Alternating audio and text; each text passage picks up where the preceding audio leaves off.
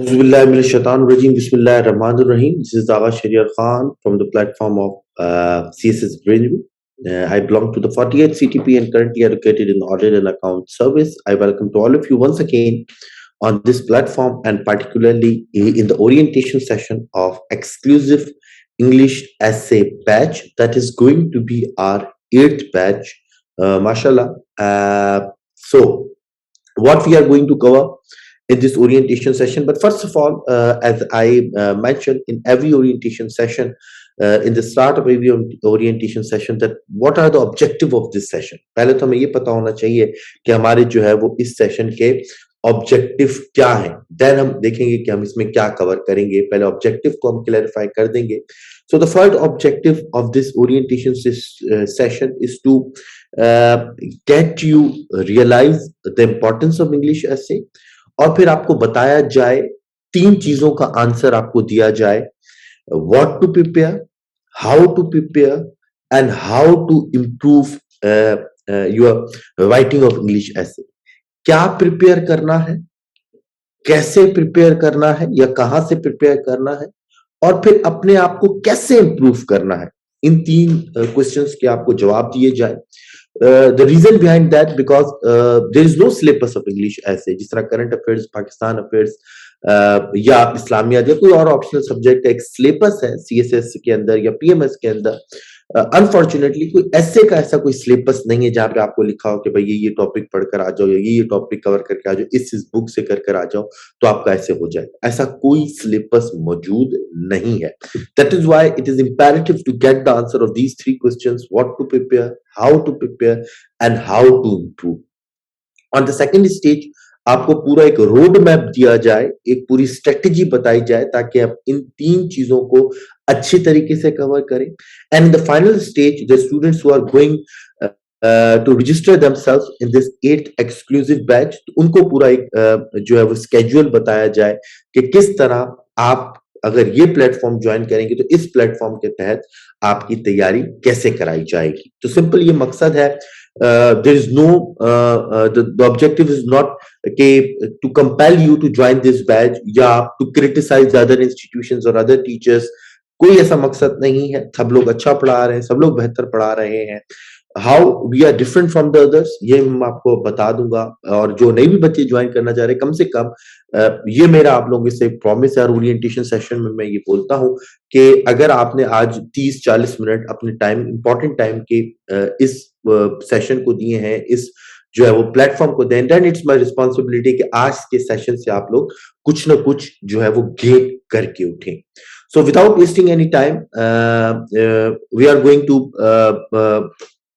cover what is the sequence of this session basically.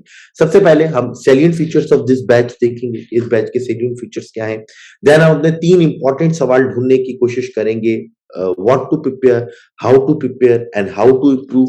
Then we are going to discuss that why majority of the students fail in English essay, and what are the suggestions, advices, and tips and tricks that are given by FPSC in its annual report as well as the examiners of English essay. क्योंकि ये भी देखना बहुत जरूरी होता है कि what not to prepare, और ये उसी से पता चलेगा कि जब हम देखेंगे कि majority of the students English essay में क्यों फेल हो जाते हैं, ताकि हम अपनी प्रिपरेशन में, अपनी स्ट्रेटेजी में वो गलतियां, वो ब्लंडर्स, वो मिस्टेक्स को रिपीट ना करें, उन चीजों से बचें, एक करेक्ट रोड मैप को फॉलो करें ताकि हमारा रिजल्ट जो है वो इंशाल्लाह वही हो जो हम चाहते हैं. ठीक है जी.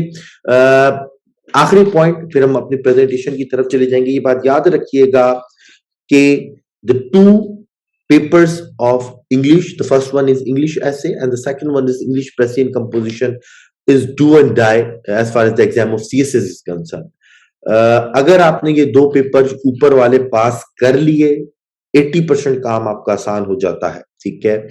जीके के पेपर बड़े आसानी से पास हो जाते हैं, तीनों मिला के करने होते हैं. यस, इस्लामियात इज समवॉट ट्रिकी, उसके अंदर थोड़ी मेहनत करनी आपको पड़ेगी. देन ऑप्शनल्स के ऊपर गेम आ जाता है, जो कि आप ऑप्शनल्स अपनी मर्जी से चूज करते हैं तो ऑब्वियस सी बात है. अब किसी का उसमें बैकग्राउंड होता है, किसी का उसमें जो है वो पर्सनल इंटरेस्ट होता है, तो वो तो आप प्रिपेयर कर ही लेते हैं. But again majority failure rate in 2 papers के अंदर ही है. तो इन 2 पेपर्स को आपको डिफरेंट सब्जेक्ट से ज्यादा पढ़ना पड़ता है और पढ़ना भी चाहिए, दैट इज वाई हमने इसको डिजाइन भी इस तरीके से किया हुआ है। चले जी, I have already given you my introduction that I belong to the 48 CTP and currently educated in Pakistan Audit and Account Service. So this is CSS English Essay exclusive batch 8 orientation session. Seventh batch हमारा तकरीबन अपने ending के ऊपर है और अब हम 8th batch जो है वो 14th ऑफ जैन 2020 से इंशाल्लाह स्टार्ट कर रहे हैं। अच्छा, एक और अच्छी चीज ये हो गई है कि पीएमएस सिंध के जो पेपर हैं वो पोस्टपोन्ड हो गए, तो वो बच्चे who are going to appear in PMS Sindh descriptive part, again they got an opportunity to join that batch as well, ताकि जो इनकी रही कई प्रैक्टिस इंग्लिश ऐसे की वो भी हो जाए इस बैच के अंदर। So the first of all, what are the salient features of this batch? हर ओरिएंटेशन सेशन में नॉर्मली ये चीज एंड में बताते हैं, बट मैं हमेशा जो मेन होता है, जो क्रक्स होता है उस ओरिएंटेशन सेशन का, वो स्टार्ट में ही बताता हूँ, ठीक है ना। गपशप, इररेलेवेंट बातों से बचे, बंदा वही बात करे जो रेलिवेंट है।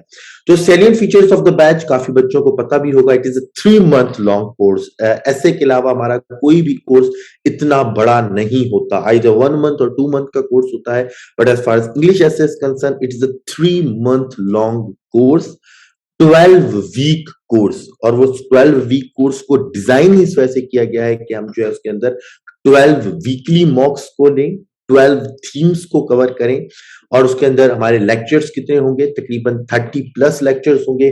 लेक्चर का डिजाइन क्या होगा मैं अभी आप आगे चल के आपको बताऊंगा। So basically it is a 3 month long course, 12 week long course. Every week we will conduct mock exam on different theme, जो कि उस वीक में कवर किया जाएगा, वो सारी डिटेल आपको बताएंगे। 30+ लेक्चर्स होंगे, किसके ऊपर होंगे वो भी मैं आपको बताऊंगा। देन हमारी जो क्लास के टाइमिंग्स होते हैं वो यूजुअली 4 PM या 5 PM के ऊपर होते हैं, but any students who is busy in that time period because of other classes या जॉब की वजह से, we will provide video recording of every lecture, जो कि पूरे 3 महीने तक आपके पास एक्सेस रहेगा, ताकि आप उसको बार बार सुनकर उसको रिवाइज भी कर सकें। So timing is not an issue, timing का कोई इशू नहीं है। अच्छा, मॉक एग्जाम जो होता है वो भी, उसका भी 12 आवर्स की आपको विंडो प्रोवाइड दे दी जाती है। फॉर एग्जांपल सुबह 9 बजे से लेके रात 9 बजे तक, तो जो बच्चा उस संडे वाले दिन जिस टाइम में भी अपने आप को फिजिबल समझे, उस 3 घंटे में अपने ऐसा करके सबमिट करवा सकता है। So basically these are the salient features of the batch. Batch कौन कंडक्ट करेगा? मैं खुद कंडक्ट करूंगा ये वाला बैच। इंग्लिश और करंट अफेयर्स, पाकिस्तान अफेयर्स मैं खुद करता हूँ, बाकी डिफरेंट कोर्सेज डिफरेंट टीचर्स कर रहे होते हैं हमारे प्लेटफॉर्म के ऊपर। अच्छा जी, तो ये साइलेंट फीचर्स है। If you have any question related to silent feature, time, class timing, etc., you can ask in the chat as well, or in the end of this session I will give you 10 to 15 minutes to unmute yourself and ask the questions, but मेरी कोशिश होगी कि मैं तमाम questions के जवाब दे दूं इन आने वाली स्लाइड्स के अंदर। तो ये साइलेंट फीचर्स हैं, इसकी मजीद डिटेल अभी आने वाली स्लाइड्स में मैं आपको बताऊंगा। Now CSS English Essay Exclusive Batch, 3 main questions. हर बच्चा जो भी CSS कर रहा होता है या करने जा रहा होता है, उसको इंग्लिश ऐसे में बड़ा एक इन 3 क्वेश्चंस की वजह से प्रॉब्लम आती है। मैंने कहा वजह, because the unavailability of comprehensive syllabus, और सिलेबस बन भी नहीं सकता। तो first one is what to prepare. Sir मैं प्रिपेयर करूं तो क्या करूं? ठीक है ना, मुझे पता है इंग्लिश ऐसे बहुत इंपॉर्टेंट है, मुझे पता है बच्चे फेल होते हैं, मुझे भी पता है कि पेपर डिफिकल्ट होता है, नॉन ट्रेडिशनल पेपर होता है, ठीक है। अगर मैंने ऐसे पास कर लिया, मेरी पासिंग प्रोस्पेक्ट्स या प्रोबेबिलिटी जो है वो 90% बढ़ जाएगी ओवरऑल कॉम्पिटिटिव एग्जाम पास करने की। बट मैं प्रिपेयर करूं तो क्या करूं? ठीक है, फिर सर आपने मुझे बता दिया फॉर एग्जाम्पल एजुकेशन प्रिपेयर करो, या जो है फॉर एग्जाम्पल डिजिटलाइजेशन के ऊपर प्रिपेयर करो, या आर्टिफिशियल इंटेलिजेंस प्रिपेयर करो। तो मैं किस तरह प्रिपेयर करूं? क्योंकि मुझे तो नहीं पता कि टॉपिक वहां पर क्या आएगा। मैं एजुकेशन के ऊपर करके जा रहा हूं, एक टॉपिक मैंने कर लिया फॉर एग्जाम्पल के higher education ills and remedies, ठीक है, बट एग्जाम में आ गया democracy and literacy do not move together, या classroom decides the future of nation.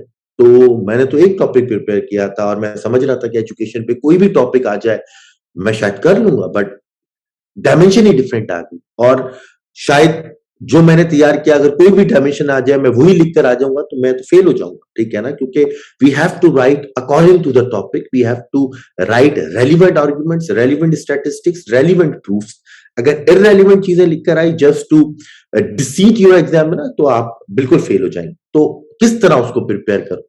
Then how to improve में एक और क्वेश्चन आ जाता है, फ्रॉम वेयर टू, जो है हाउ टू प्रिपेयर में एक और क्वेश्चन आ जाता है, फ्रॉम वेयर टू प्रिपेयर, कि सर मैं प्रिपेयर कहाँ करूं।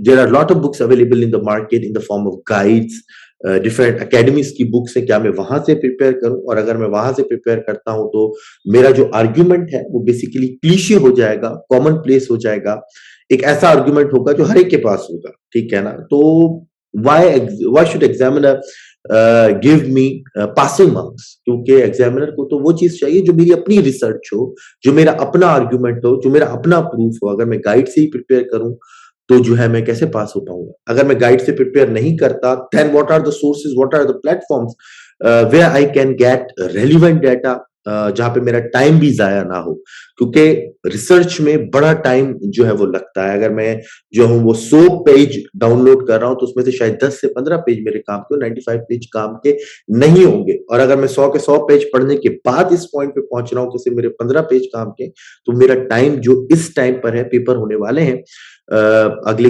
2 से 3 महीने के अंदर, तो ये मेरा टाइम क्रूशियल है, इसको मैं किस तरह सेव करूं, ठीक है ना। या मैं इधर उधर से लोगों के ऐसे और आउटलाइंस पकड़कर उनको कॉपी पेस्ट करके लिखूंगा, तो वो तो मेरा अपनी जो है वो मेहनत तो नहीं होगी, ठीक है ना। क्योंकि ड्यूरिंग द रिसर्च भी आप ऐसे कुछ आर्गुमेंट सीखते हैं जो शायद पेपर में उसके हटकर भी टॉपिक आ जाए तो आप उसके अंदर लगा सकते हैं। तो how to prepare and from where to prepare का क्या किया जाए। फिर हाउ टू इम्प्रूव, मैं प्रिपेयर भी कर लिया, मैंने टॉपिक कहां से करना है वो भी मुझे पता चल गया, ठीक है। किस तरह करना है वो भी पता चल गया। बट मैंने एक ऐसे लिखा, मुझे उसके ऊपर 30 नंबर मिले, मैंने ऐसे लिखा, मुझे उसके ऊपर 25 नंबर मिले।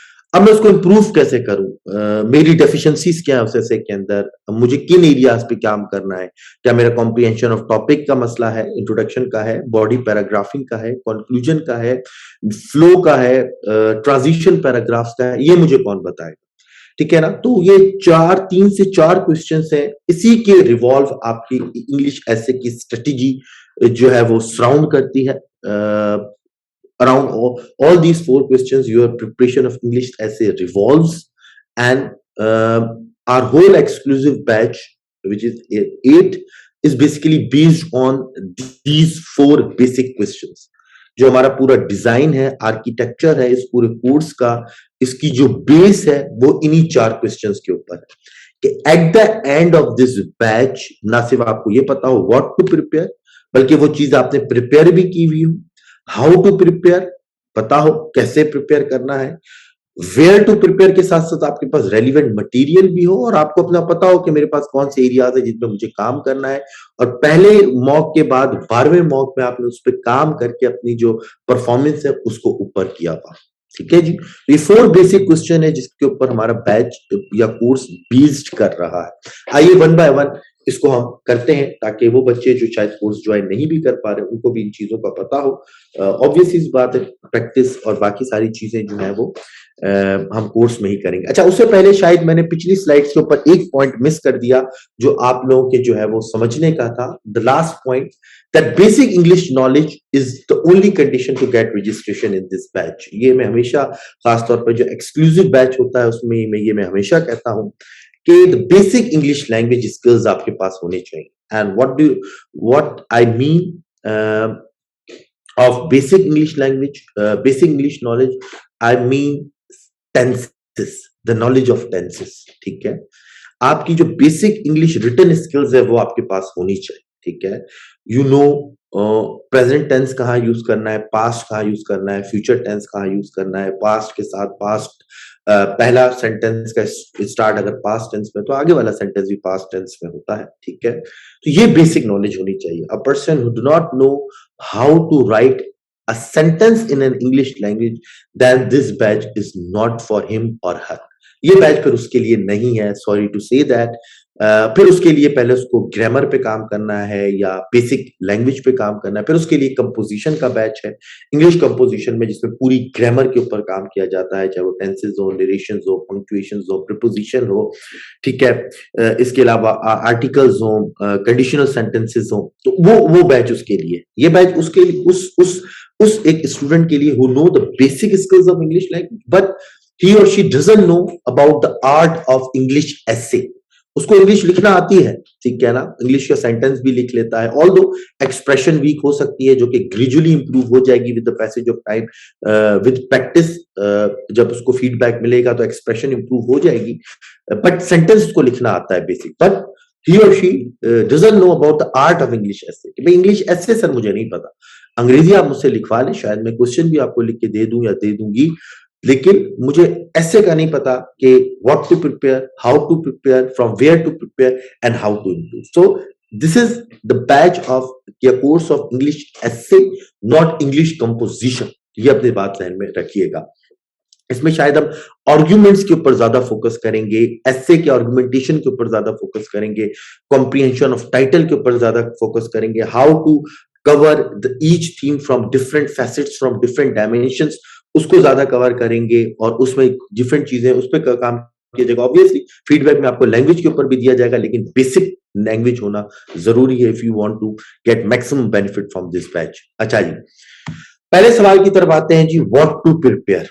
ठीक है जी, प्रिपेयर आपने करना क्या है, ठीक है, ये मैं जानबूझ के स्लाइड्स खाली छोड़ी है ताकि मैं आपके सामने इस चीज को लिख पाऊं। व्हाट टू प्रिपेयर, सबसे पहले, so the first thing is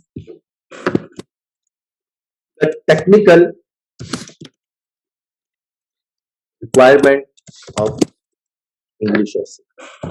ठीक है, पहली तौर पर आपने जो चीज प्रिपेयर करनी है या जिसको आपको पता होना चाहिए वो है, जो भी बच्चा ऐसे की तैयारी कर रहा है या इस कोर्स में भी हम इसी तरह चलेंगे, कि पहली चीज जो हम प्रिपेयर करेंगे वो है टेक्निकल रिक्वायरमेंट्स ऑफ इंग्लिश एसे। इसको अगर हम और अच्छा कर ले तो हम कर देंगे comprehensive English essay for CSS, या फॉर कॉम्पिटिटिव एग्जाम लिखने तो ज्यादा बेहतर है, लेकिन फॉर सीएसएस और पीएमएस हम लिख देते हैं। ठीक है, कि टेक्निकल रिक्वायरमेंट्स क्या है एक अच्छे इंग्लिश एसे की, वो आपको प्रिपेयर करना चाहिए, उसके ऊपर आपको नॉलेज होनी चाहिए और उसके ऊपर आपको एक तरह से उबूर होना चाहिए। ठीक है ना, यानी you should be an expert in the technical requirement part of English essay. Technique weak है, चाहे जितना भी सॉलिड आर्गुमेंट है, चाहे जितना भी सॉलिड प्रूफ है, चाहे जितनी भी अच्छी लैंग्वेज है, if your technique is faulty, you will not get the marks that will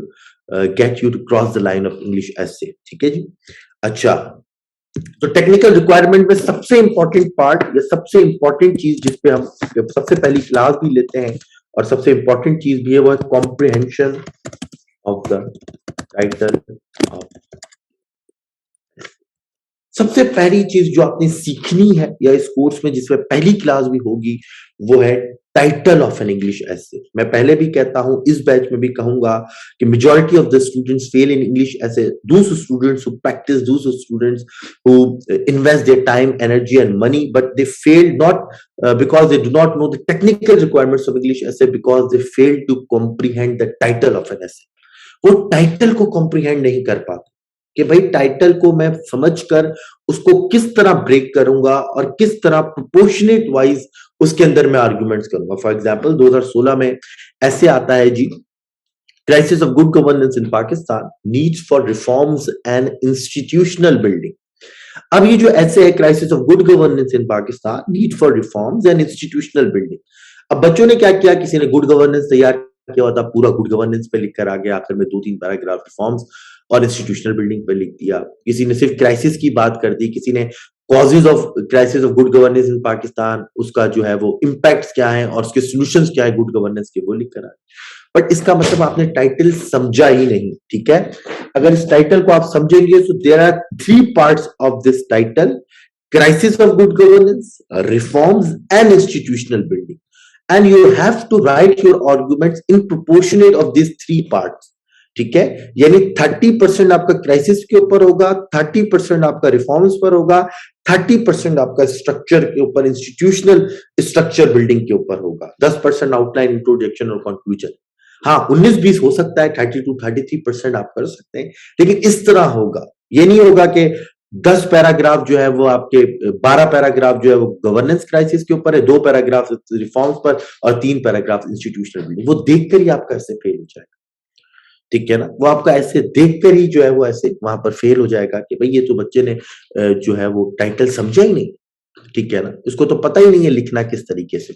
again जी ऐसे आता है 2016 नहीं 2018 के अंदर कि China Pakistan economic corridor and its socio economic implications on the region and the world. 3 example दूंगा और फिर आगे बढ़ जाऊंगा, दूसरी एग्जांपल दे रहा हूं। China Pakistan economic corridor and its socio economic implications on the region and the world. CPEC बड़ा इन था उस जमाने में, काफी बच्चों ने सीपैक को प्रिपेयर किया हुआ था और इसके इम्पैक्ट्स बड़े प्रिपेयर किए थे पाकिस्तान के ऊपर, चाइना के ऊपर, सेंट्रल एशियन रिपब्लिक्स के ऊपर। बहुत सारे बच्चों ने लिखा and majority of the student fail in this essay। Why? Because they fail to comprehend the title. Title क्या था जी? CPEC and its socio economic implications on the region and the world. Majority of the students wrote comprehensively on the region part, but they undermine and overlook the impact on the world because they do not have the knowledge, they do not have the data, they didn't research well on that aspect of CPAC। हुआ क्या? CPEC के बारे में लिखा 3-4 paragraph पे, उसके socio economic implications बताए, reason के ऊपर जिसमें पाकिस्तान के ऊपर बहुत सारे बता दिए, चाइना के ऊपर बता दिए, सेंट्रल एशियन रिपब्लिक के ऊपर बता दिए, बट जो वर्ल्ड वाला पार्ट आया कि ओवरऑल वर्ल्ड के ऊपर सीपैक के क्या सोशो इकोनॉमिक implications होंगे, वहां पर आप जो है वो शेकी हो गए या वहां पर आपके पास रिसर्च ही नहीं था। बट क्या हुआ? आपने वो ऐसे अटेम्प्ट क्यों किया? आपने ऐसे इसलिए अटेम्प्ट किया क्योंकि आपको पता ही नहीं था इस टाइटल के साथ खेलना किस तरह से। आपको समझने की वो आपको शायद लेक्चर नहीं दिया गया या किसी ने बताया नहीं, या आपने समझने की कोशिश नहीं की कि भाई टाइटल के डिफरेंट पार्ट्स होते हैं और उसको उसी प्रोपोर्शनेट के अंदर लिखना है, ठीक है ना। ऐसा नहीं हो सकता कि आप बोले कि भाई मैं बड़ा अच्छा ऐसे लिख कर आया हूँ, 16 पेज का लिख कर आया हूँ या 18 पेज का मैं लिख कर आई हूँ, जो है वो मेरा तो ऐसे बड़ा पास हो जाएगा और बड़ा दुआ मांगकर बाहर आके आप बोले मैं तो सीएसपी बन गया। But at the end examiner ये नहीं देखेगा कि आपके रीजन में जी आपने बड़ी कमाल की बातें की हैं और बड़ी बुक्स के रेफरेंसेस और स्कॉलरली आर्ग्यूमेंट्स दिए हैं और बड़ा कमाल आपने किया है, बट उसके बेसिस पे आप वो ऐसे पास नहीं कर सकते। वो कहेगा कि भाई ऑन द वर्ल्ड पे इसने क्या लिखा, नहीं लिखा, ठीक है, आधे ऐसे में इसको नंबर दे दो, शायद 30 पर 32 पर आपको फेल कर दें। फिर एट द एंड आप लोग कहेंगे कि भाई एफपीएससी में जो है वो शायद नाइंसाफी है और you are basically criticising the legitimacy of that institution और मेरिट आप उसका क्वेश्चन करेंगे, बट ऐसा नहीं है, ठीक है ना। तो कॉम्प्रिहेंशन ऑफ टाइटल बहुत इंपॉर्टेंट है। तीसरी एग्जांपल इसी सिलसिले के अंदर, फिर आगे बढ़ूंगा, फिर बात करूंगा पूरे लेक्चर में, जब हम हमारा लेक्चर होगा प्रोबेबली मंडे वाले दिन। तो थर्ड लेवल पे होता है कि भाई टाइटल की भी डिफरेंट कैटेगरीज है। For example if there is a question in a title, title में अगर क्वेश्चन आ जाए तो हम कैसे डील करेंगे। क्वेश्चन आया मेरे ख्याल में 2020 में कि is Pakistan ready for digital revolution. इसी तरह 2017 में एक टॉपिक आया कि are holy wars or present wars not holy wars. तो ये जो क्वेश्चनिंग है इसको डायरेक्ट यस या नो करना है या इसको एक बैलेंस्ड व्यू में लिखना है, ठीक है। इसके हम फॉर भी जा सकते हैं, अगेंस्ट भी जा सकते हैं। We have a room to manoeuvre in that sort of topics. इसी तरह और एंड आ जाता है कभी कभी। फॉर एग्जाम्पल ऐसे मैंने पहले बोला higher education in Pakistan is and remedies. इसी तरह और बनकर और आ जाता है टॉपिक में कि expanding power of social media, prospects, ये भी एंड वाला है, प्रोस्पेक्ट्स एंड चैलेंजेस। फिर एक 2019 में ऐसे आया कि इंफॉर्मेशन टेक्नोलॉजी कर्ज और ब्लेसिंग। अब यहां पर क्या आ गया? और आ गया। तो क्या अब हमें इसमें दोनों पर लिखना है या किसी एक चीज के ऊपर लिखना है जिसको हम सपोर्ट करते हैं? ये कंफ्यूजिंग चीज है, ये आपको समझ में आनी चाहिए। फिर इसी तरह कुछ स्टेटमेंट्स आ जाते हैं। फॉर एग्जांपल के freedom of expression should have limitations या freedom of speech should have limitations या religion has done more harm than help to the people of this world. अब ये जो स्टेटमेंट है क्या हम इसके अगेंस्ट भी जा सकते हैं? For example freedom of speech should have limitations के ऊपर हमें ऐसे लिखना है और हम ऐसे लिख दें freedom of speech should not have limitations. तो ये जो स्टेटमेंट है क्या हम उसके फॉर भी जा सकते हैं, अगेंस्ट भी जा सकते हैं? क्या ये हमारे पास रूम है या नहीं है? ये चीजें आपको समझनी चाहिए। फिर इसी तरह कुछ दो टॉपिक्स भी मिक्स होकर आ जाते हैं। ऐसे आता है 2018 में मेरे ख्याल में या 19 में, देख लीजिएगा कि the modern wave of feminism and Pakistan culture. इसको शायद बच्चे दो अलग टॉपिक लेते हैं, एक जगह मॉडर्न फेमिनिज्म लिखकर आ जाते हैं, एक जगह पाकिस्तान कल्चर लेकर आ जाते हैं और फेल हो जाते हैं। इसको इस तरह हम हैंडल नहीं करेंगे।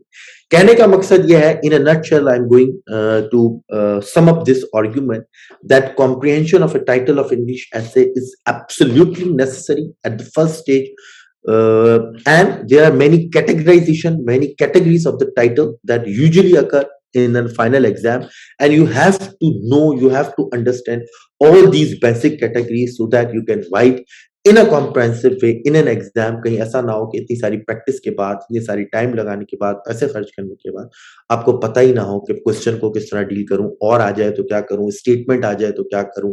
तो ये चीजें बहुत जरूरी है, ठीक है। दैट इज वाई हमारा जो पहला जो लेक्चर होता है तकरीबन 1.25 डेढ़ घंटे का, वो कॉम्प्रिहेंशन ऑफ टाइटल होता है। तो रिक्वायरमेंट में सबसे पहली चीज आपको टाइटल समझना बहुत जरूरी है, ठीक है। नेक्स्ट स्टेज हमारे पास सिंपल है, उसके बाद से सबसे पहले आपने आउटलाइन पे काम करना है, ठीक है। रेलिवेंट एंड जो है वो all relevant and inclusive outline, ठीक है। अब आउटलाइन में थोड़ा ये ख्याल करना पड़ता है, again a very important thing, because this is the place where you show your examiner that you know the essay. आप अपने एग्जामिनर को शो करते हैं कि this is all the weapons that I will use in the essay, ये मेरी तमाम weapons है जिसको मैं यूज करने जा रहा हूं। तो आउटलाइन बहुत इंपॉर्टेंट है। इसके अंदर भी कुछ टेक्निकल पार्ट्स हैं कि आपके डिफरेंट फैसेट्स को कवर करना चाहिए। काफी बच्चे बड़ी एक सिंपल सी आउटलाइन बनाते हैं जो कि हर बच्चा बना सकता है, कि इंट्रोडक्शन, फिर मेन टॉपिक आ जाता है, उसके 1 2 3 4 5 6 7 8 9 10, और फिर जो है वो रिकमेंडेशन 1 2 3 4 5 और कंक्लूजन। ये कोई कमाल नहीं है, ये एक क्लीशे आउटलाइन है, एक रिपीटेड आउटलाइन है, कोई भी बना सकता है। आप किस तरह अपनी आउटलाइन को डिफरेंट बना रहे हो, what language you are using in your outline, what expression you are using in your outline, फिर डिफरेंट फैसेट्स को किस तरह कंपेयर करते हैं। फिर कुछ लोग सिर्फ वन वर्ड लिख देते हैं कि भाई जीडीपी या पॉपुलेशन ग्रोथ पे, इंक्रीजिंग पॉपुलेशन, ऐसे नहीं लिखते, पूरे एक्सप्रेशन लिखते हैं, ठीक है। तो रेलिवेंट इंक्लूसिव आउटलाइन के ऊपर ऐसे होगा 3 लेयर्ड स्ट्रक्चर, इंशाल्लाह इसके अंदर हम पढ़ेंगे। फिर आप लोगों को इस पे काम करना चाहिए जो सबसे इंपॉर्टेंट है, जो कि 90% ऑफ जो है वो ऐसे होता है, बॉडी पैराग्राफी। कि बॉडी पैराग्राफ क्या है, एक स्टैंडर्ड मेथड क्या है बॉडी पैराग्राफ लिखने का, ठीक है। 3 होते हैं बेसिकली, इंट्रोडक्शन होता है या जिसको हम टाइटल सेंटेंस कहते हैं, topic sentence, then body of the body paragraph, फिर हमारे पास आ जाता है कंक्लूडिंग सेंटेंस, ठीक है। तो ये 3 चीजें होती हैं, इसको देखना है, इसका एक थंब रूल है। और इसके साथ साथ बॉडी पैराग्राफ में एक और चीज होती है ट्रांजिशन पैराग्राफ, वो बहुत इंपॉर्टेंट है, उसको भी समझना चाहिए और उसको भी इंशाल्लाह एक पूरी क्लास में समझेंगे। फिर उसके बाद है जी हमारे पास इंट्रोडक्शन एंड कंक्लूजन, ठीक है। A good introduction and a relevant introduction और good introduction, conclusion, relevant conclusion कैसे लिखेंगे। इंट्रोडक्शन में काफी बहस है थीसिस स्टेटमेंट की, कि what is the thesis statement, where to write a thesis statement, कहां पर लिखें, किस तरह होना चाहिए, 2 सेंटेंसेस का होता है या 1 सेंटेंस का होता है, ऊपर लिखें नीचे लिखें, पूरी डिबेट होगी इंशाल्लाह इंट्रोडक्शन में। और फिर इसी तरह कंक्लूजन है, जिसका एक बेसिक रूल है कि there should never be a new idea in a conclusion, और उसकी भी प्रैक्टिस इंशाल्लाह होगी भी, और इसके तरह लेक्चर लिया जाएगा। तो सबसे पहले हम बात कर रहे हैं अपने बेसिक क्वेश्चन की, कि व्हाट टू प्रिपेयर, ठीक है। तो ये बात याद रखिएगा, we are basically discussing what to prepare the first question. और इसमें मैंने पहले कहा कि सबको सबसे पहले जो आपको चीजें पता होनी चाहिए वो है technical requirements of comprehensive English ऐसे, वो क्या क्या है ये भी मैंने आप लोगों को बताया। और इन्हीं पर जो हमारे स्टार्ट होगा कोर्स का, वो इन्हीं क्लासेस से होगा, टाइटल ऑफ एन एसे, इसी इसी सीक्वेंस में सारी क्लासेस होंगी, सारा बैच लेकर चलेंगे। देन अब बात आ जाती है, सर मुझे पता चल गया कि मैं अच्छा ऐसे किस तरह लिखूंगा, और अगर कोई गर्ल स्टूडेंट है बोलेंगी सर मुझे पता चल गया मैं अच्छा ऐसे किस तरह लिखूंगा। Now the question is, sir किस में प्रिपेयर करें, what are the most important and relevant topics जो हम जो है वो प्रिडिक्ट कर सकते हैं। हम जो है वो एक होता है ना कि आप प्रिडिक्शन करें, keeping in view the changing socio-political and economic dynamics of that era of that year, उसके बेसिस के ऊपर आप प्रिडिक्ट कर रहे हो। तो व्हाट टू प्रिपेयर में जो दूसरी चीज आ जाती है वो हमारे पास आ जाती है कि सर मैं टॉपिक कौन से प्रिपेयर करूं, ठीक है ना, मैं टॉपिक कौन से प्रिपेयर करूं। एक बात याद रखिएगा, टॉपिक प्रिपेयर नहीं करते, थीम प्रिपेयर करते हैं, ठीक है, इशू प्रिपेयर करते हैं। We are going to make our strategy based on issue based preparation, not a topic based preparation. इसको मैं मजीद डिस्कस करूंगा हाउ टू प्रिपेयर वाले पार्ट में, ठीक है। अभी मैं इसको डिस्कस नहीं कर रहा कि टॉपिक और इशू बेस्ड प्रिपरेशन क्या। सो व्हाट टू प्रिपेयर, सबसे पहले याद रखिएगा, it is basically a 2 point है कि इंपॉर्टेंट टॉपिक्स क्या है। तो इनको 2 पॉइंट्स में मैं हमेशा डिवाइड करता हूं। The first one is traditional themes बोल दें या इश्यूज बोल दें। Traditional themes and issue are those themes, are those issues or topics that occur every year in the final exam of English essay as far as the CSS is concerned. ये वो कोई issue है जो आपको हर साल के paper में मिलेंगे, ठीक है। इसीलिए मैं इनको कहता हूं traditional themes, and every aspirant of CSS has to prepare these themes. इनमें से या तो आपको तीनों मिल जाएंगे या दो मिल जाएंगे, एक ना एक तो जरूर मिलेगा। और वो 3 थीम्स क्या हैं जो हर एस्पायरेंट को करने चाहिए और हर साल पेपर में होता है। कोई सा भी पेपर निकालें 2016 के बाद का, खुद से जाके सर्च करिएगा, पास्ट पेपर्स देखिएगा, आप खुद फिर मुझे बताइएगा, ठीक है। सबसे पहला है जी एजुकेशन, ठीक है। एजुकेशन आपको पता होना चाहिए। दूसरा है जी हमारे पास डेमोक्रेसी। थर्ड है जी हमारे पास जेंडर रिलेटेड टॉपिक, या इसको हम फेमिनिज्म भी कह सकते हैं, ठीक है। तो ट्रेडिशनल थीम्स और इश्यूज ये हमारी पहला लेयर्ड है, पहला एलिमेंट है व्हाट टू प्रिपेयर का। इसके अंदर 3 टॉपिक्स हैं जो ट्रेडिशनल है। आप खुद जाएं, पेपर्स डाउनलोड करें, पास्ट पेपर्स देखें, मैं अभी भी दिखा सकता हूं, but because of the पॉसिटी of the time and the limit of the time मैं उसको वो कर रहा हूँ, ओवरलुक कर रहा हूँ, क्योंकि आप खुद पढ़े लिखे लोग हैं, जाके आप सर्च कर सकते हैं। तो ये 3 टॉपिक्स या इशू, टॉपिक को नहीं बोलूंगा, इशू या थीम बहुत इंपॉर्टेंट है और ट्रेडिशनल है। हर साल ये तीनों या इनमें से कोई एक आपको मिलेगा ही मिलेगा। 21 से शुरू करें, 20 पे जाए, 19 पे जाए, 18 पे जाए, 17 पे जाए, 16 पे जाए, आप देख लें खुद जाके, ठीक है। तो ये these 3 topics, these 3 traditional themes also the part of our strategy of 12 week। 12 week का मतलब है हमारे पास 12 थीम्स का रूम है, तो ये 3 तो होंगे ही होंगे, लाजमी बात है। देन है जी जैसे मैंने पहले कहा कि keeping in view the dynamics, फिर एक जो कैटेगरी आती है वो आती है करंट थीम्स की या करंट इंपॉर्टेंट थीम्स या इश्यूज। अब हम ये कैसे प्रिडिक्ट करते हैं, ये हमारे साल इस तरह प्रिडिक्ट करते हैं, keeping in view the changing dynamics, socio political economics, दुनिया में क्या हो रहा है और मुल्क में क्या हो रहा है, उनको मद्देनजर रखते हुए हम ये थीम्स को सिलेक्ट करते हैं, ठीक है। 3 ऊपर ट्रेडिशनल हो गए, हमारे पास रूम नीचे कितना बचा है, 9 थीम्स का। तो 9 इंपॉर्टेंट थीम्स हम ट्रेडिशनल के अलावा भी कवर करेंगे। एंड जाहिर बात है, क्या मैं इस क्लास में आपको बताऊंगा? जी बिल्कुल बताऊंगा।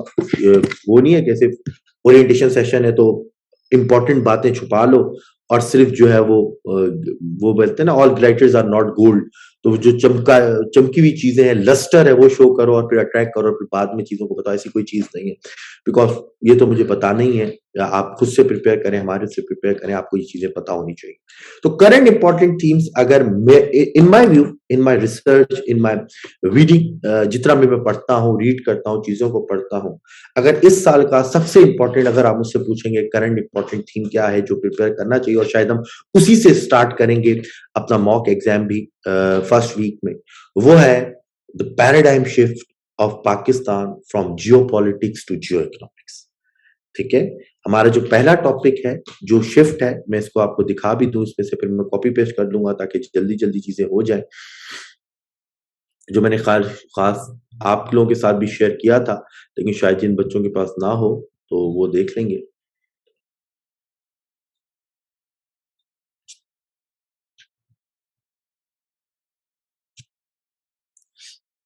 ठीक है जी, एक सेकेंड। अच्छा, ठीक है, copy paste.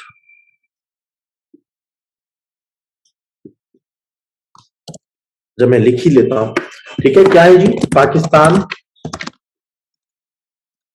Paradigm shift from Jio politics to geo. अब ये भी साथ साथ आपको बताऊंगा कि इसको इम्पोर्टेंट हम क्यों कह रहे हैं, ठीक है ना। और इसी के साथ साथ अगर हम कर लें फुल लगा के तो ये आ जाएगा हमारे पास अफगानिस्तान या तालिबान, ठीक है जी। अच्छा, सबसे इंपॉर्टेंट टॉपिक है जी इस साल का, आपको जरूर मिलेगा ऐसे में, नहीं मिलेगा तो करंट अफेयर्स पाकिस्तान अफेयर्स में तो मिलेगा ही मिलेगा, बट ऐसे में मेरे नजदीक इंपॉर्टेंट टॉपिक है। वजह, पहली दफा पाकिस्तान का पैराडाइम शिफ्ट आया है फ्रॉम जियो पॉलिटिक्स से जियो इकोनॉमिक्स की तरफ। कैसे हमें पता है, आप नेशनल सिक्योरिटी डायलॉग निकाल लें, मार्च अप्रैल में हुआ था मेरे ख्याल में 2021 में, आप वो देख लें। नेशनल सिक्योरिटी डायलॉग का पूरा एम्फेसिस जो है वो जियो इकोनॉमिक्स के ऊपर है। फिर उसके बाद से पाकिस्तान की पूरी फॉरेन पॉलिसी निकाल लें, चाहे वो बायलैटरल रिलेशंस है, चाहे वो आपके एमओयू साइन हो रहे हैं, चाहे वो ब्लूप्रिंट शो हो रहा है यूनाइटेड स्टेट्स ऑफ अमेरिका को, किसी के ऊपर, इमरान खान की आप स्पीचेस देख लें, आपके प्राइम मिनिस्टर की, आपके फॉरेन मिनिस्टर की, आपके नेशनल सिक्योरिटी एडवाइजर की, एक इंटरनेशनल फोरा, all were talking of geoeconomics, all were basically making emphasis on the economic dimension of the foreign policy. फिर रिसेंटली आज ही हुआ है उसका, या जो है हफ्ते पहले कैबिनेट से अप्रूव भी किया गया था national security policy. National security policy की आप डिटेल्स में जाए, आप स्टेटमेंट्स पढ़ें सिक्योरिटी एडवाइजर के, and he is saying that the national security policy of Pakistan is based on economy, is based on the vision of geoeconomics. So ये जो paradigm shift है, it is the most important topic and the most important current theme of English essay, and which we are going to prepare of this topic. उसके अलावा जी इसी के साथ साथ मैंने ये भी जोड़ दिया Afghanistan Taliban 2.0. All of you are aware of the fact that Taliban again have a control of Kabul, have a control of Afghanistan. How they will behave this time, क्या perpetual peace होगा, नहीं होगा, क्या जो है वो अफगानिस्तान में दोबारा सिविल वॉर होगी, what should be the role of Pakistan in order to ensure the permanent stability in Afghanistan, who are basically जो है वो नहीं चाहते, स्पॉयलर्स हैं जो नहीं चाहते वहां पर पीस हो। ये भी एक इंपॉर्टेंट टॉपिक है as far as is concern, शायद दोनों का मिक्सचर में ही आ जाए, अगेन एन इंपॉर्टेंट टॉपिक। इसके अलावा अगेन बहुत सारे इंपॉर्टेंट टॉपिक हैं।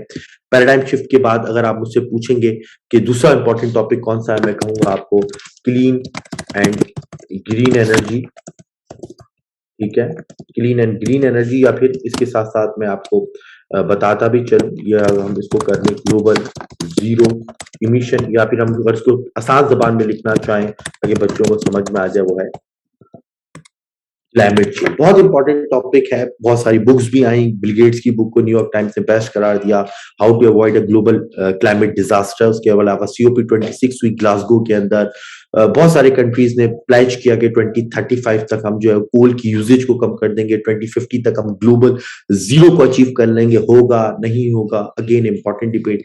तीसरे लेवल पर है जो हमारे पास इलेक्टोरल रिफॉर्म्स, बहुत इंपॉर्टेंट है जी। पाकिस्तान में आपको पता है ईवीएम्स, पूरा एक बिल पास हुआ है, एक्ट बना है ईवीएम्स के यूजेज के ऊपर, फॉरेंसिक पाकिस्तानीज को रोल देने के ऊपर, और इलेक्शन भी है हमारे पास जो है वो अगले आने वाले 1-2 साल के अंदर। 18 में इलेक्शन हुआ था तो मेरे ख्याल में 24-23 में है इलेक्शन, तो एक ही साल बाद इलेक्शन है, तो बहुत इंपॉर्टेंट टॉपिक है। तो 3 वो हो गए, 3 ये, 6 दूसरे इंपॉर्टेंट टॉपिक कौन से हैं, क्योंकि 12 हैं, वो अब लिखने का टाइम तो मेरे पास नहीं है, मैं आपको वन बाय वन बता देता हूँ। सबसे पहला digitalization in Pakistan, we are moving very fast as far as the road of digitalization is concern, चाहे वो अकाउंट्स डिपार्टमेंट हो, FBR हो, कस्टम्स हो, पुलिस हो, ट्रांसपेरेंसी की बात हो, PM पोर्टल हो हमारे पास, ठीक है, इवन आसान किसान हो, सोशो इकोनॉमिक डेवलपमेंट हो जिसमें हमारे पास जो है वो आसान अकाउंट है वुमेन्स के लिए, और डिफरेंट चीजें, तो डिजिटलाइजेशन के पाथ के ऊपर बहुत तेजी से बढ़ रहे हैं। Again it is important topic. फिर आर्टिफिशियल इंटेलिजेंस ग्लोबल लेवल के ऊपर, दुनिया में वर्ल्ड इकोनॉमिक फोरम हो, टॉप नॉच IT के, चाहे वो सुंदर पिचाई है, मार्क जुकरबर्ग है, बिल गेट्स है, ठीक है, इवन आपका जो है वो टेस्ला वाला जो है आपके, ठीक है, एलॉन मस्क, उनके आप स्टेटमेंट दिखा के देखें रिलेटेड टू आर्टिफिशियल इंटेलिजेंस, और उसके ऊपर जितनी गुफ्तगू है कि वेदर आर्टिफिशियल इंटेलिजेंस की वजह से जॉब्स, मिलियंस ऑफ जॉब्स चली जाएंगी या नई जॉब्स क्रिएट हो पाएंगी, whether we will control artificial intelligence in future और नॉट, और it is the last innovation of the human kind. बहुत इंपॉर्टेंट है, आर्टिफिशियल इंटेलिजेंस भी हमने कवर करना है। इसके अलावा जी economy of Pakistan, economy of Pakistan के ऊपर सबसे डिटेल लेक्चर हैं, 4 या 5, हमेशा से ये टॉपिक इंपॉर्टेंट है। पिछले 2-3 सालों से तो बहुत ज़्यादा इम्पोर्टेंट है। एफएटीएफ हो गया, आईएमएफ हो गया, टैक्सेशन की बात है, अभी मिनी बजट पेश होने जा रहा है, पूरा टैक्सेशन की बात है, पाकिस्तान का टैक्सेशन किस तरह बढ़ाया जाए, एक्सपोर्ट्स के ऊपर बात है, फॉरेन डायरेक्ट इन्वेस्टमेंट पर है, डेट मैनेजमेंट के ऊपर है। तो इकोनॉमी में ये तमाम चीज़ें इंशाल्लाह हम कवर करेंगे। उसके अलावा जी great power politics, international level के ऊपर यूएस चाइना कोल्ड वॉर हर गुजरते टाइम के साथ जो है वो शार्प होती चली जा रही है, हर गुजरते टाइम के साथ जो है वो डिफरेंट जो है उसके जो एरियाज हैं वो ओपन होते चले जा रहे हैं। पहले इकोनॉमी में थी जो है वो ट्रेड वॉर आपने देखा, फिर पॉलिटिकल डायमेंशन आपने कोविड के अंदर देखी, फिर टेक्नोलॉजिकल डायमेंशन आपने 5G के ऊपर उनका देखा, फिर साउथ चाइना सी है, पैसिफिक ओशन है, उसके ऊपर है। फिर जो एक इंपॉर्टेंट टॉपिक है वो है great game in central Asia. Pakistan का विजन है सेंट्रल एशिया में। आप देखें हर गुजरते टाइम के साथ आपको पाकिस्तान के ताजिकिस्तान के साथ, उज्बेकिस्तान के साथ, तुर्कमेनिस्तान के साथ रिलेशंस इंप्रूव होते हुए नजर आएंगे। दोबारा से ग्रेट गेम शुरू हो रहा है सेंट्रल एशिया के अंदर, because Central Asia is very important, energy rich market. तो again an important topic. Then hybrid warfare है जिसको हम 5th जनरेशन वॉरफेयर भी कहते हैं, ये एक इंपॉर्टेंट टॉपिक है। ठीक है जी। फिर उसके अलावा हमारे पास जो मेरे ख्याल में ठीक है, तो ये हमारे पास कुछ 12 थीम्स है जिसको हमने डिवाइड किया था ट्रेडिशनल थीम्स के अंदर और करंट इंपॉर्टेंट थीम्स के अंदर, जिसको हम इंशाल्लाह पूरी चीजों को वन बाय वन कवर करेंगे इन 12 वीक्स के अंदर। किस तरह कवर करेंगे, आइए चलते हैं अपने नेक्स्ट क्वेश्चन की तरफ, that is how to prepare. ठीक है, एक सवाल है हमारे पास हाउ टू प्रिपेयर, और फिर इसके अलावा है हमारे पास जो इसी से रिलेटेड क्वेश्चन था वो है ये। ठीक है, तो हाउ टू प्रिपेयर में मैं अब बात करता हूं कि topic based preparation versus issue based preparation. हम जो करेंगे वी विल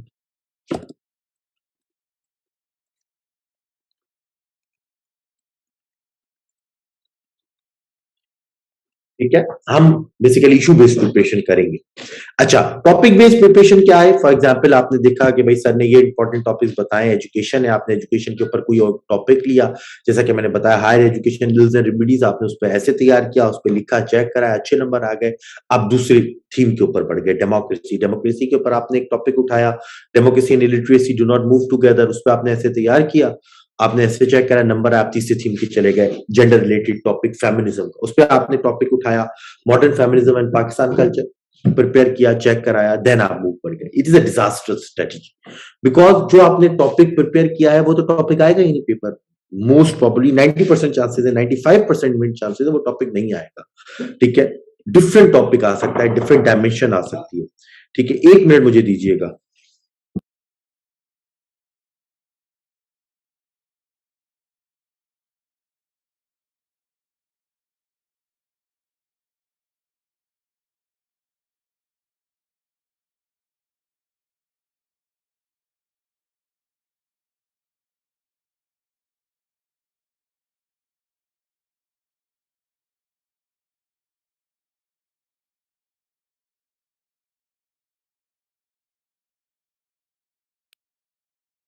अच्छा जी, अपॉलॉजीज फॉर द डिस्टरबेंस।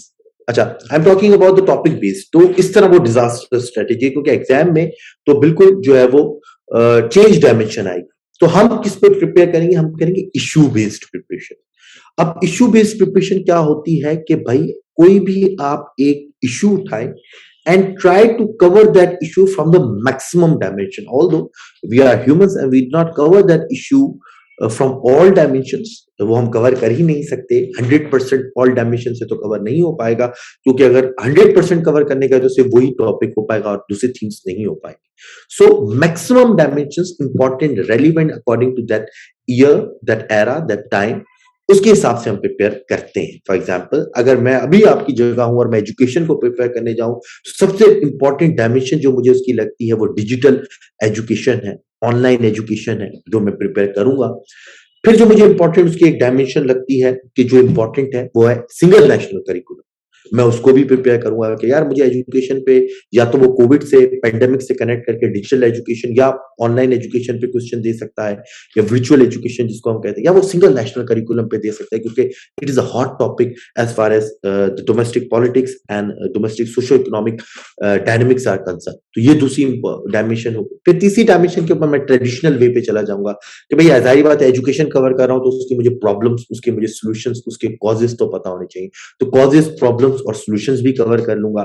फिर मैं देखूंगा कि अच्छा हायर एजुकेशन का भी थोड़ा टच होना चाहिए, तो मैं हायर एजुकेशन वाली चीज भी इसके अंदर कवर कर लूंगा। फिर थोड़ा सा अगर टाइम बचा, अगर मैंने देखा कि मेरे पास टाइम है एक वीक के अंदर, तो मैं थोड़ा सा वो जो जेंडर रिलेटेड एजुकेशन वाला पार्ट है जो कि इस टाइम पे बहुत इन है as far as Afghanistan is concern, आपके मुल्क में भी है, क्योंकि जो है वो अगर आप फाटा वाले रीजन, फॉर्मर फाटा वाले रीजन की बात करें तो almost 70% girls are out of school. तो गर्ल एजुकेशन की भी मैं थोड़ी सी एक डायमेंशन प्रिपेयर कर लूंगा। तो कहने का मकसद ये है कि इस तरह मैं एजुकेशन को प्रिपेयर करूंगा, या कोई जो है वो अगर गर्ल स्टूडेंट है तो उस तरह उसको प्रिपेयर करना चाहिए। ठीक है, then you are confident enough that you can say that I have prepared that dimension, I have prepared that theme, and I will going to write the whole complete essay in an exam, चाहे कोई भी dimension आ जाए, तब आप ये claim कर सकते हैं। But majority of the students topic based preparation करते हैं, एक टॉपिक पढ़ा, दूसरा टॉपिक पढ़ा, बस प्रिपेयर किया, आगे बढ़ गए दूसरे टॉपिक पे, वो प्रिपेयर किया, चेक करा, आगे बढ़ गए। इवन टीचर्स भी उनको यही बोलते हैं, बेटा आज जो है वो आप जो है classroom decide the future of nation पे ऐसे लिख कर आएंगे, लिख कर दे दिया। फिर बेटा आप जो है वो जो है वो यूएस चाइना राइवलरी के ऊपर आप ऐसे लिख कर जाए, यूएस चाइना राइवलरी के ऊपर कभी भी ऐसे नहीं आएगा, उसकी कुछ ना कुछ आएगा, आगे पीछे लिखा हुआ होगा। वाटर क्राइसिस के ऊपर ऐसे लिखा, ऐसा नहीं है।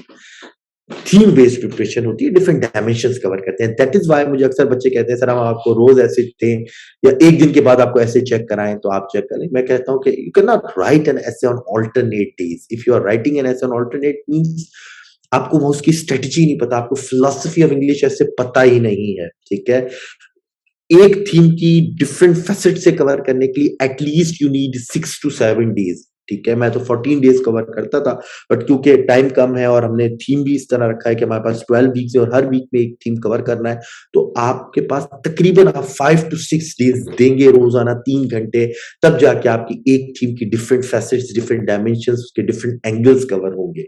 नहीं तो रोज ऐसे लिखते रहे, 100 टॉपिक करके चले जाए, नहीं आएगा उसमें से ऐसे। हाँ, 12 to 14 इश्यूज करके चले जाए, मैं आपको गारंटी देता हूं उन इश्यू में से ऐसे मौजूद ही मौजूद होगा। इसके अलावा आप 100 अलग अलग टॉपिक करके चले जाएं, वो उनमें से कोई भी टॉपिक नहीं होगा, because no one can predict exact topic क्या होगा। Just we can predict the theme, we can predict the issue. याद रखिएगा हाउ टू प्रिपेयर में ये वाली बात कि we are going to prepare issue based preparation, we are going to for issue based preparation, not for topic based preparation. यही हमारी इस कोर्स में भी बेस है, और मैं आपको प्रिडिक्ट भी करूंगा, सजेस्ट भी करूंगा, प्रिडिक्ट तो खैर नहीं, सजेस्ट और एडवाइस करूंगा कि आप भी अगर ये कोर्स नहीं ज्वाइन करें तो इस स्ट्रेटेजी के ऊपर जाए। देन सवाल आता है sir from where to prepare. सही है, हम जो है वो इशू बेस्ड प्रिपरेशन करेंगे, आपने बोल दिया। इवन आपका कोर्स भी हम ज्वाइन कर लें और टेस्ट हो, तो अब हम प्रिपेयर कहां से करें? ठीक है, फ्रॉम वेयर टू प्रिपेयर। याद रखिएगा, यहां पे मैं लिख रहा हूं,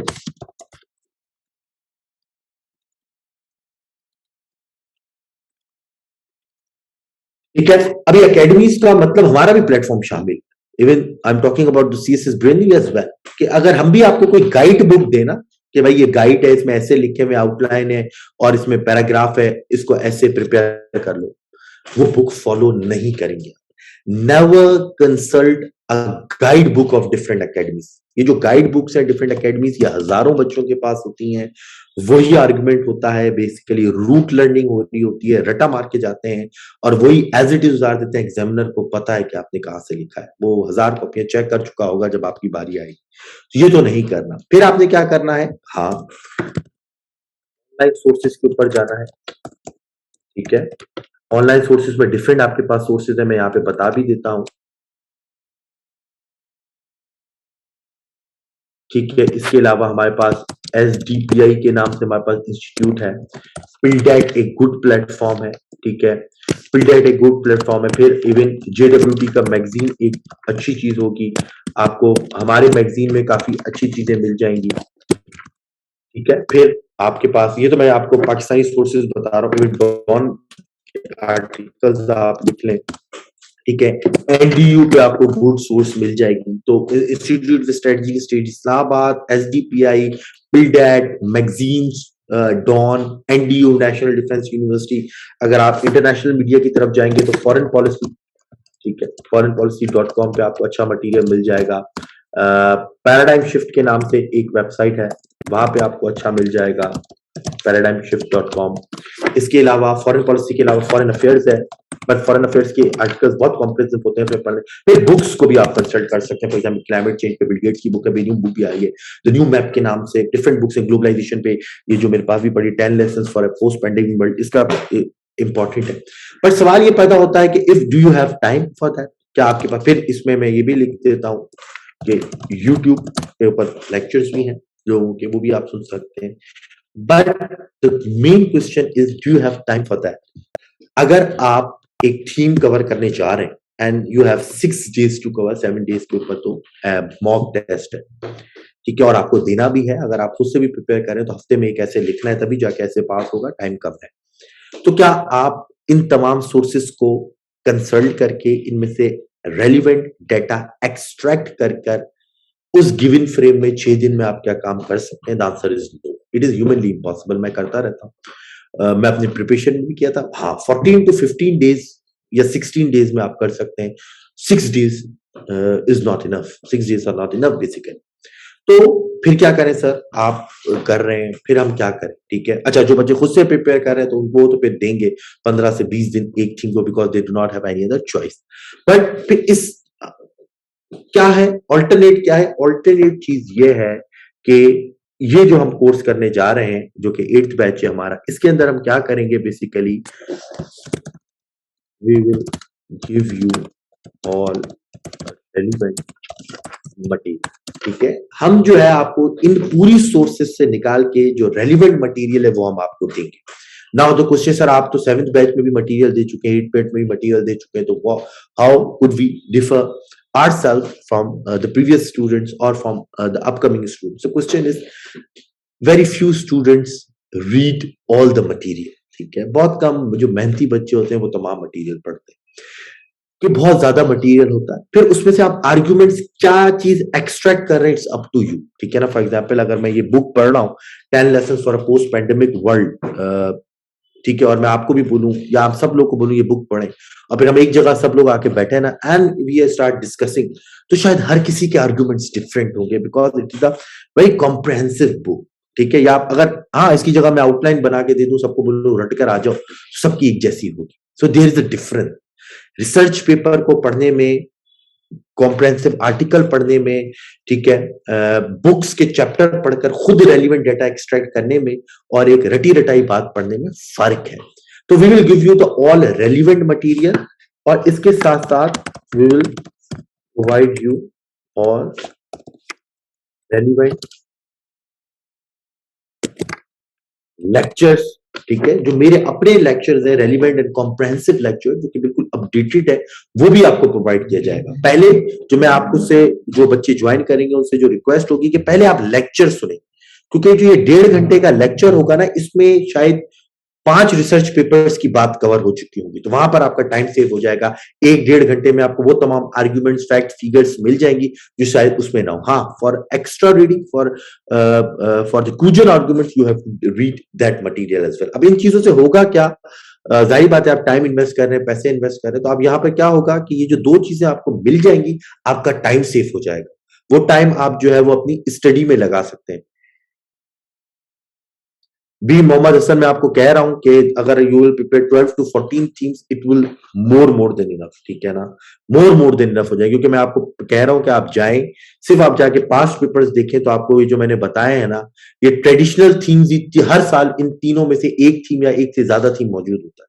मैं तो आपको सिर्फ ये 3 के साथ साथ 9 अलग से भी करा रहा हूं current themes, depending on the importance and relevance.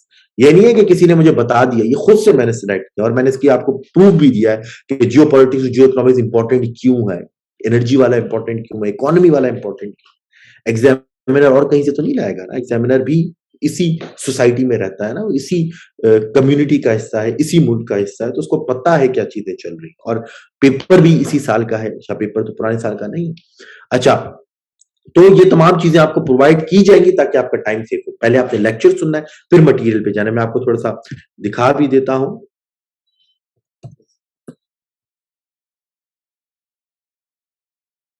ठीक है, फॉर एग्जाम्पल हमारा जो 7th बैच है उसमें से मैं आपको कुछ चीजें दिखा दूं ताकि आप लोगों को।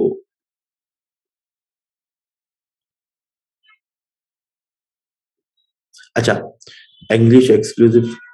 अच्छा देखिए, दो टॉप आपको भी ये दो फोल्डर्स बताए बनाए जाएंगे with the passage of time. Lecture recordings जिसके अंदर तमाम लेक्चर्स मौजूद है। ठीक है, फॉर एग्जांपल पहले हुई टेक्निकल ऐसे, फिर हम आ जाएंगे। फॉर एग्जांपल आप देखें इकोनॉमी के ऊपर तो 1 2 3 4 इकोनॉमी के ऊपर लेक्चर मौजूद है। यूएस चाइना राइवलरी पे 1 2 3 4 लेक्चर्स मौजूद है। जियो पॉलिटिक्स पे 2 लेक्चर मौजूद है। तो पहले आपने लेक्चर सुनने, फिर आपको जो टॉपिक वाइज मटेरियल दिया जाएगा वो भी थीम वाइज दिया जाएगा। देखिए लिखा है theme 1 theme 2 theme 3 theme 4 theme.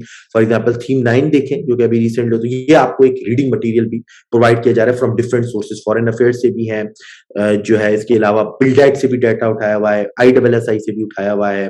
ठीक है, SDPI से भी डिफरेंट डाटा उठाया हुआ है। इस तरह का आपको मटेरियल भी दिया जाएगा।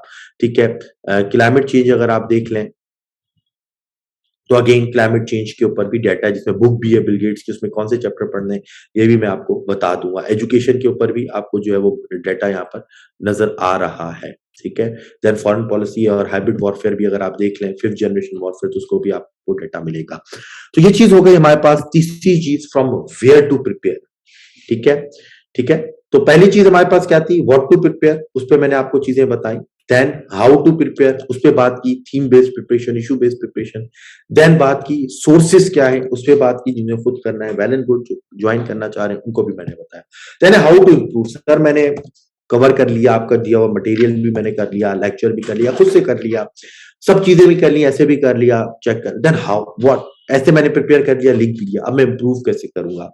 याद करें एक philosophy है, and I will always believe on that philosophy, that is can I approach, CANI, constant and never ending improvement. If you get 20 marks in an essay, disappoint नहीं होना, try to improve. Even and on the other hand, if you get 40 marks in an essay and 40 marks in English essay, complacent नहीं होना। Steve jobs ने कहा था complacency is death. ठीक है, complacent नहीं होना, ट्राई करना है कि यार 40 क्यों है 45 आ जाए, 45 क्यों है 50 आ जाए, या 20 क्यों है 25 आ जाए।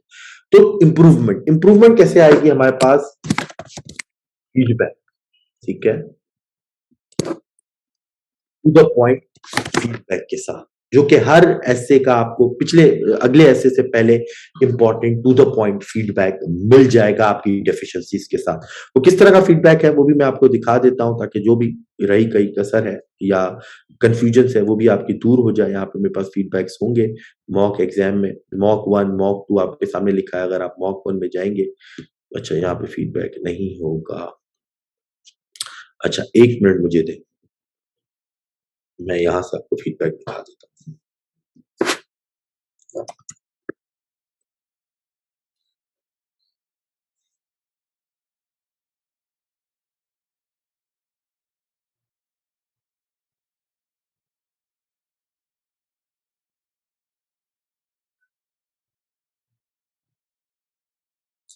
तो ये तमाम स्टूडेंट्स हैं, आप किसी का भी ले लें। फॉर एग्जांपल ये देखें, आपके सामने फीडबैक आया हुआ है। ठीक है, आपको नजर आ रहा है at a glance, outline, intro.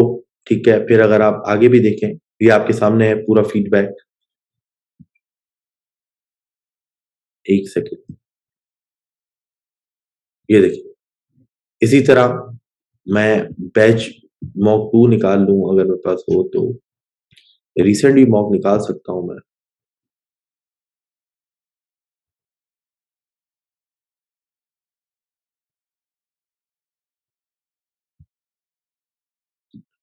ठीक है जी, तो हर चीज के साथ के एट ए ग्लांस में क्या क्या मसला है, आउटलाइन में क्या इशू है, इंट्रोडक्शन में क्या है, बॉडी पैराग्राफिंग में क्या है, कंक्लूजन में क्या है, ईच एंड एवरीथिंग आपको यहाँ पर जो है वो मिल जाएगा।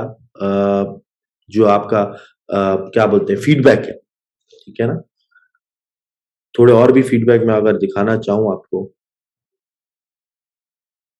ठीक है जी, पूरा कॉम्प्रहेंसिव है। देखिए एट ए ग्लांस में neat and consistent hand writing, ठीक है, कौन सी इंक यूज करनी है, ऐसे में क्या मसला है, आउटलाइन में क्या इशू है, इंट्रोडक्शन, इवन लैंग्वेज में क्या इशू है, ग्रामर एंड पंक्चुएशन एरर्स में, occasional spelling errors, then conclusion में क्या क्या इश्यूज है, ठीक है। अब इससे क्या होगा, इससे आपकी इंप्रूवमेंट आएगी। पहले मॉक में आपने एक चीज की, नहीं हुआ, दूसरे मॉक में, तीसरे मॉक में, चौथे mock with the passage of time, और आपको पता भी होगा कि मेरे अंदर क्या इंप्रूवमेंट आ रही है, ठीक है। तो किसी से भी करें, उसको बोले हमारी डेफिशिएंसीज बताए, हमारे बैच में तो आपको पूरी इंप्रूवमेंट मिलेगी ही मिलेगी। Sir can you finish lectures by March because exams are in June. Mohammad Hasan, हमारा स्टार्ट है 14th ऑफ जनवरी है, तो आप यहाँ से 12 वीक्स काउंट कर लें, ठीक है। 3 month, January to February, February to March, March to April, ठीक है। बिकॉज द एग्जाम तो जून में है ना, मैं कहता हूं कि एसए की प्रिपरेशन एट द एंड तक होती है, ठीक है ना। एक दिन पहले तक आप एसए की प्रैक्टिस कर रहे हो, तो ऐसे तो मसला ही नहीं है। हाँ, डिफरेंट कोर्सेज को आप कंप्लीट करना है, उसको रिवाइज करना है, बट ऐसे का तो इशू ही नहीं है। अप्रैल में भी अगर हम खत्म कर रहे हैं तो कोई हमारे पास इशू नहीं होना चाहिए। हमारे पास तब भी 2 महीने हैं ताकि हम पुराने वाले इश्यूज को रिवाइज कर लें, या कोई और हमें कोई इंपॉर्टेंट इशू मिलेगा तो हम वो भी प्रिपेयर कर लें, तो इसमें कोई मसला नहीं। जल्दी नहीं कर सकते, मैंने आपको अभी भी बताया, शायद आप मेरी बात समझ नहीं पा रहे कि जो हाउ टू प्रिपेयर वाली बात थी, एक थीम को 6 दिन में कवर करना, अगेन ये ऑलरेडी टाइम शॉर्ट है, ठीक है ना। इससे ज्यादा अगर मैं मजीद कॉन्ट्रैक्ट करूंगा टाइम को, तो फिर आपकी प्रिपरेशन ही नहीं हो पाएगी, आप नहीं कर सकते, कोई मैं प्रिपेयर नहीं कर सकता एक थीम 3 दिन में या 2 दिन के अंदर, ठीक है ना। इतनी सारी चीजों को पढ़ना, रेलिवेंसी को रखना, फिर अपने पास आउटलाइंस बनाना, फिर मॉक देना, एग्जॉस्शन है। अगर आप कर भी लें तो फिर बाकी के सब्जेक्ट्स आप नहीं पढ़ पाएंगे। तो 1 week for 1 theme, it's the most appropriate time and it is already fast. अच्छा जी, ये तो चीज हो गई हाउ टू प्रिपेयर। सो ये 3-4 सवाल थे जिसके मैंने आपको जवाब दिए। अगर मैं इसके अंदर एक और चीज डाल दूं ताकि, ठीक है, तो the whole batch, the whole exclusive batch 8 is basically based on these 4 questions: what to prepare, how to prepare, where to prepare and how to improve। मैंने आपको बताया what to prepare, पहले टेक्निक्स, देन पूरे themes हम cover करेंगे। How to prepare, sources मैंने आपको बताई, गाइड्स को कंसल्ट नहीं करना, इशू बेस्ड प्रिपरेशन करनी है। वेयर टू प्रिपेयर में अगेन सोर्सेज आपको बताएं कि क्या क्या चीजें हमने इसके अंदर कवर करनी है और किस किस तरीके से हमने जो है वो कवर करनी है। Then how to improve through feedback. अच्छा जी, अच्छा यहाँ पे मैं ये बताता चलूं कि जो हमारे लेक्चर्स होंगे 30+ कैसे होंगे, ये मैंने बता दिया। हर थीम के ऊपर 1-1, 2-2 लेक्चर्स भी होंगे। ये लाइव भी होंगे और रिकॉर्डेड लेक्चर्स भी होंगे। कुछ रिकॉर्डेड लेक्चर्स आपको प्रोवाइड किए जाएंगे, कहीं पर लाइव लेक्चर्स दिए जाएंगे, कीपिंग, और लेकिन आपका एक्सेस आपके पास मौजूद होगा ताकि आप उसको बार बार सुन भी पाए। So timing is basically not an issue.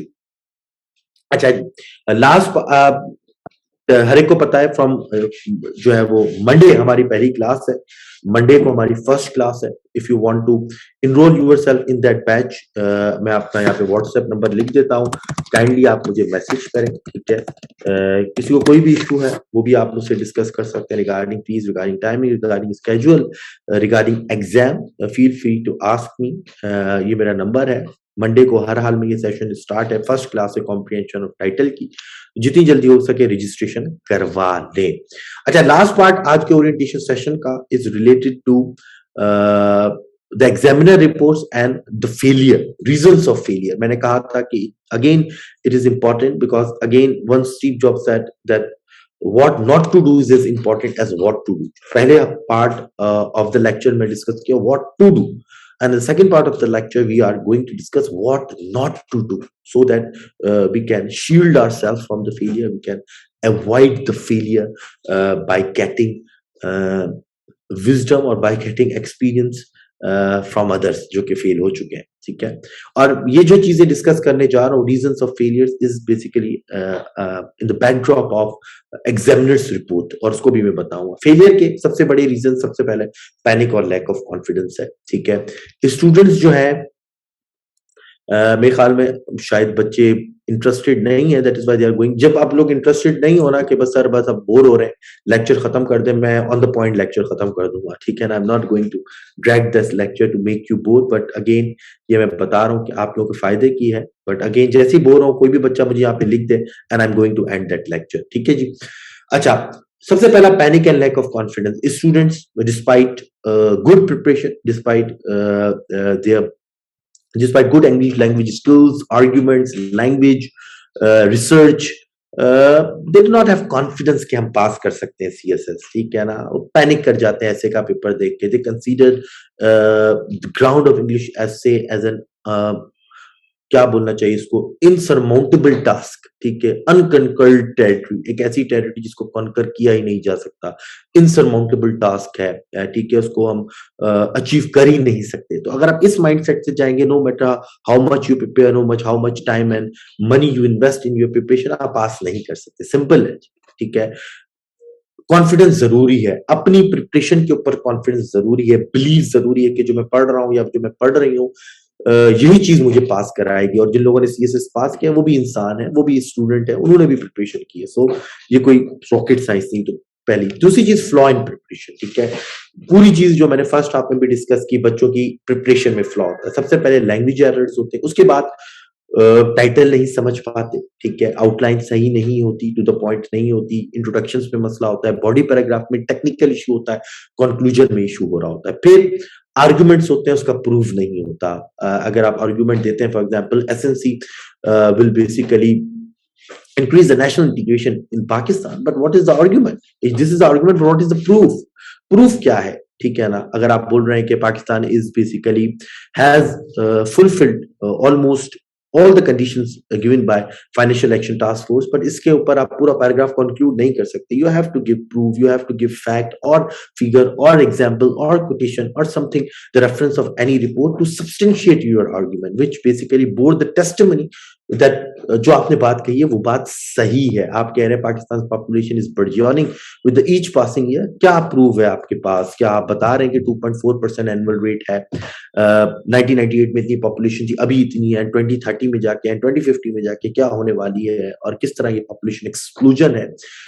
Same is the case with climate change or any other topic from geopolitics to geoeconomics में आप बात कर रहे हैं कि भाई पाकिस्तान शिफ्ट हिस्ट्री का इस वजह से की है because we have a very bad experience of geopolitics policy.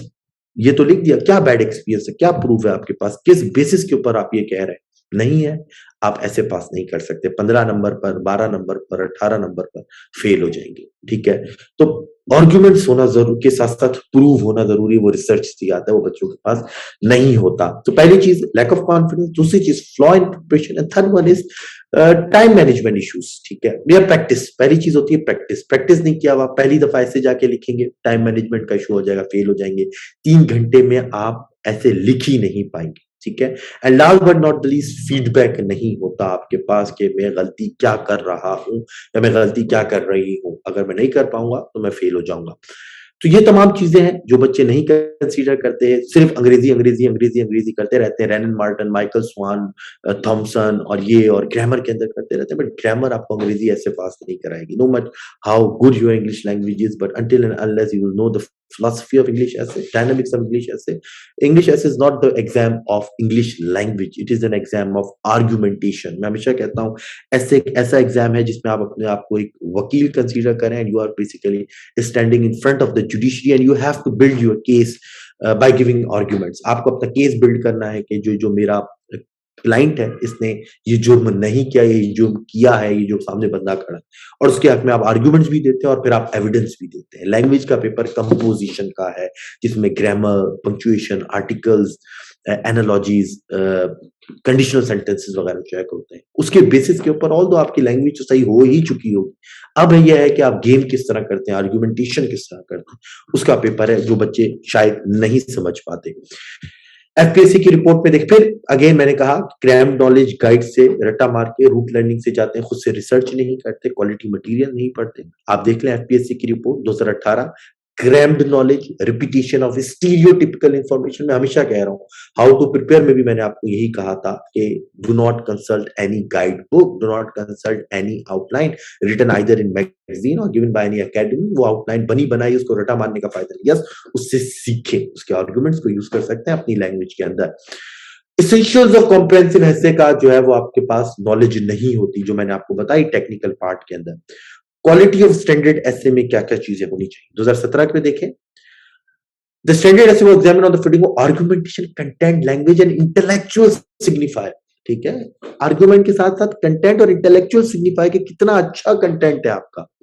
Sentence structure was glaringly flawed, again language का इशू है. फिर आखिरी पॉइंट जो कि बहुत इंपॉर्टेंट है, मैंने आपको स्टार्ट में भी कहा था कि even students fail to comprehend the title of an essay. Examiner भी यही कह रहा है 2017 में कि आप टॉपिक ही समझ नहीं पाते कि किस टॉपिक पे कितना लिखना है. फिर आइडियाज प्रेजेंटेड वर रैंडम, आपकी आउटलाइन जो है वो रैंडम आइडियाज होते हैं, स्ट्रक्चर रैंडम होता है. कॉजेस कुछ और दिए हुए, सोल्यूशन किसी और चीज के दिए हुए, चैलेंजेस कुछ और है, सोल्यूशन कुछ और है, क्योंकि सोल्यूशन अलग से याद किए थे, चैलेंजेस अलग से याद किए थे, उन दोनों के दरमियान सिंक्रोनाइजेशन ही नहीं है, इन लाइन ही नहीं है, नहीं हो पाएगा पास. ठीक है. फिर the argument was without any logical reasoning और रिसर्च बैक्ड फैक्ट. सिर्फ आर्गुमेंट से पास नहीं होगा, उसके लिए प्रूफ, एविडेंस चाहिए. The outline of SNSA was not properly structured in many script aspects mentioned. The outline was not discussed in the essay. ये भी कुछ बच्चे जो कि अपने आप को स्मार्ट समझते हैं, the so called the Aristotle and Socrates of our community, वो कहते हैं आउटलाइन बहुत अच्छी बना लो, अंदर कौन पढ़ता है, एग्जामिनर ऐसे अंदर वो पढ़ता ही नहीं है, उसके अंदर लिखो या ना लिखो कोई मसला ही नहीं है, अंदर किससे कहानियां हम सुना कर आए थे और पास, वैसा नहीं है. एग्जामिनर को पता है, उसने अपनी एग्जामिनर रिपोर्ट में बोला है कि you can not deceit us, you can not make us fool. It is the highest competitive examination of Pakistan. You are going to become the part of Pakistan's bureaucracy. आप deceit के ऊपर, lie के ऊपर पास नहीं हो सकते और ना ही आप पास होंगे. So this is it from my side. I think this was one of the comprehensive English essay orientation session so far. The first class is going to be on Monday, inshallah, and we are going to start from the technical part, and then we will move towards from current topics, then towards traditional topics, and inshallah we will cover 12 themes, traditional as well as current, lectures, material, तमाम चीजों को आपको provide किया जाएगा. जो lecture available नहीं है उनके ऊपर लेक्चर लिया जाएगा. For example electoral reforms last batch में नहीं था, इस दफा इलेक्टोरल रिफॉर्म्स भी है, उसके ऊपर एक कॉम्प्रिहेंसिव लेक्चर लिया जाएगा. If you want registration, I already mention my WhatsApp number. This lecture is going to be uploaded on YouTube as well, so जिसका कोई भी पार्ट इस लेक्चर का मिस हो गया हो, you can watch from our YouTube channel CSS Greenery, और उसके ऊपर भी वॉच करें, उसको सब्सक्राइब करें. And if you have any question you can comment on that video as well. So this is it. If you have any question feel free to ask. अच्छा, कुछ बच्चों के क्वेश्चन है जी. Shoaib sir, how can we improve the basic grammar and how can we no they are going for eligible? This is not going to be the question of English essay basic grammar, तो आपको composition वाले उसमें होना चाहिए. ठीक है. Vocabulary role in this weak vocabulary then percentage ऐसे passing. Vocabulary role अगर वीक है तो उसको स्ट्रांग बनाएं. ठीक है ना. वोकैबुलरी के तो बहुत आसान तरीका है, रोजाना आधा घंटा वोकैबुलरी पे लगाए, आपकी बहुत अच्छी आएगी. और स्ट्रांग और वीक वोकैबुलरी का मैं आपको फर्क बता देता हूँ. हाई फाई वर्ड्स का मतलब स्ट्रांग वोकैबुलरी नहीं होता. सिर्फ वोकैबुलरी आपकी अच्छी वोकैबुलरी जब कहलाएगी if you do not use एक से ज्यादा वर्ड, मतलब अगर एक वर्ड आप यूज करें, फॉर एग्जाम्पल प्रॉब्लम या चैलेंज, वो एक से ज्यादा बार उस पैराग्राफ में ना यूज हुआ. Never use one word more than one time in the same passage. अगर इस तरह की आपकी वोकैबुलरी है then you have a good vocabulary. फिर expression with the passage of time आएगी, उस पर भी बात करूंगा मैं अपने आने वाले लेक्चर में, किस तरह आपने एक्सप्रेशन के ऊपर काम करना है. साजिद कह रहे हैं कि सर व्हाट्सएप नंबर मैं दोबारा लिख देता हूँ जी. How can you improve basic grammar? Again Shoaib, it is a part of composition का, शायद आप मेरा देख लें लेक्चर, तो उसमें मैं काफी चीजें बताई हुई हैं. ग्रामर के लिए काफी तरीके हैं इंप्रूव करने के लिए, प्रैक्टिस वगैरह है. अच्छा जी, अहमद अली गोंदल का क्वेश्चन है, यहाँ पर उनको अनम्यूट करके उनका क्वेश्चन लेते हैं और फिर जो है वो हम सेशन को एंड करते हैं. जी अहमद, पूछे जी. अस्सलाम वालेकुम सर. वालेकुम सलाम जी.